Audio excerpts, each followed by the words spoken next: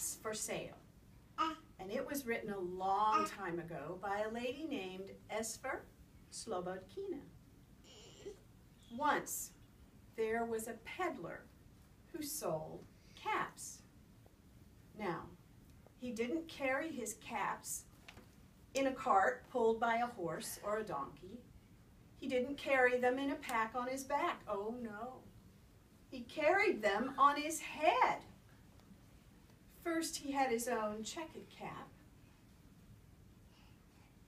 Then, he had the gray caps. Then, he had the gold caps.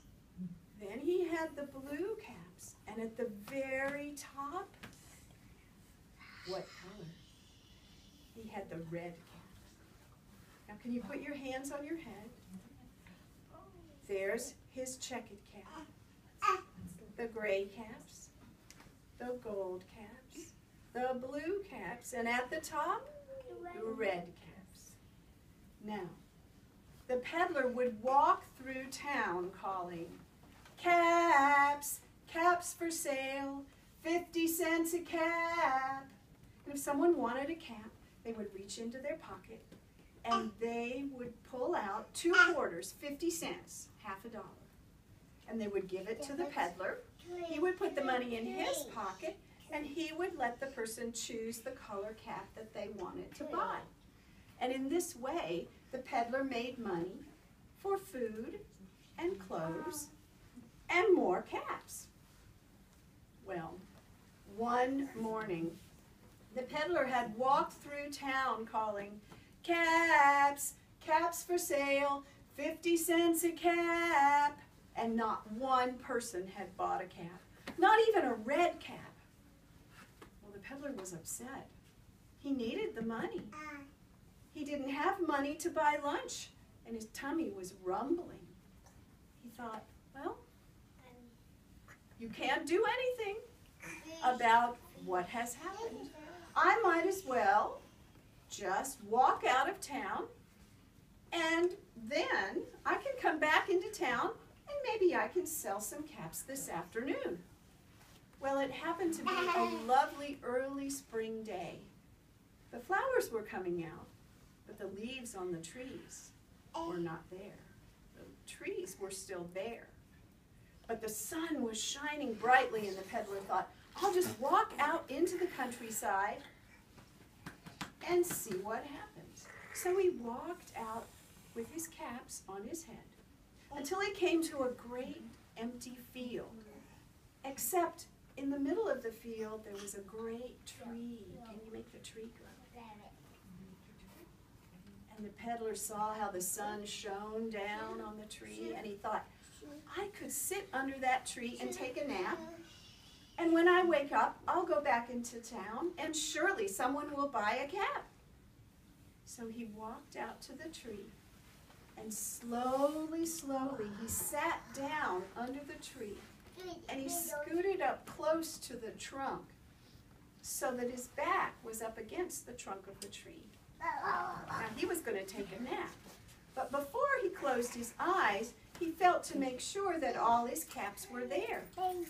First, he felt his own checkered cap, then he felt the gray caps, then he felt the gold caps, then he felt the blue caps, and at the very top, the red caps. When he was sure that all the caps were there, he folded his hands in his lap. He leaned back against the trunk of the tree. He closed his eyes and he went to sleep. He slept for a long time. And when he woke up, he was refreshed and rested. Well, he was ready to go back into town. But before he got up, he felt to make sure that all his caps were there. He put his hands to his head, but all he felt was his own checkered cap. Where were the other caps? He looked to the left of him, no caps. He looked to the right of him, no caps. He looked in front of him, no caps. He looked behind the tree, no caps. Then he got up and he looked in the tree, and what do you think he saw? Monkeys! On every branch of the tree was a monkey. And on every monkey's head was one of his caps. Well, the peddler was so upset. He shook his fist at the monkeys. He said, "You monkeys, you give me back my caps." And from up in the tree, the monkeys shook their fist at him. Can you do that with me? Can you pretend to be a monkey? Well, that just made the peddler madder. He shook both of his fists at the monkeys. "You monkeys, you give me back my caps." And from up in the tree, the monkeys shook both their fists at him. Now the peddler was so mad that he stamped his feet at the monkeys. "You monkeys, you give me back my caps." And from up in the tree, the monkeys stamped their feet at him.